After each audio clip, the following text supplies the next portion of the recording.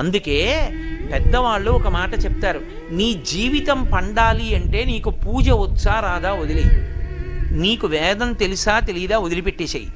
నువ్వు ఉపనిషత్తులు చదువుకున్నావా చదువుకోలేదా వదిలిపెట్టేయి, రామాయణ భారత భాగవతాలు తెలుసుకున్నావా లేదా వదిలిపెట్టేయి, దక్షిణామూర్తి యొక్క మూర్తిని చూస్తూ కూర్చోవడం నేర్చుకో, అదొక్కటి నేర్చుకో చాలు. ఏమక్కర్లేదు, ఇంకా దక్షిణామూర్తిని పెట్టుకుని రోజు కాసేపు ఆయన్ని చూస్తే చాలు. మీకు నేను ఇంకా విచిత్రమైన విషయం చెప్పనా,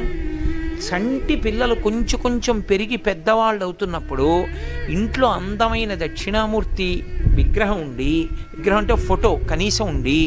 పిల్లలు కాసేపు దాని వంక చూడడం అలవాటైతే మీరు చూడండి, నేను యథార్థం చెప్తున్న, పెద్దలు నిర్ణయం చేసింది, వాళ్ళు కళ్ళు తిప్పి ఆడుకుంటూ ఆడుకుంటూ పాకడం కూర్చోవడం వచ్చినప్పుడు చూసినప్పుడు వాళ్ళు నిశ్చలంగా కాసేపు ఇలా దక్షిణామూర్తి వంకే చూస్తారు. పిల్లలు చిన్న